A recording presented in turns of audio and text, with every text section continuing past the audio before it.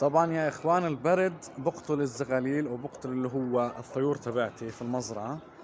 طبعا يا اخوان عملت لكم حلقة فرجيناكم ايش صار في المزرعة، وايش اللي هو التطورات وهيك. طبعا كان في وضع بيض من ازواج حمام، انا كنت منتظرها انه هي توضع بيض. وكمان صار اللي هو يعني خسرنا شوية زغاليل من اللي عنا. فخلنا نروح نشوف ايش اللي خسرناه غير هذا الطير.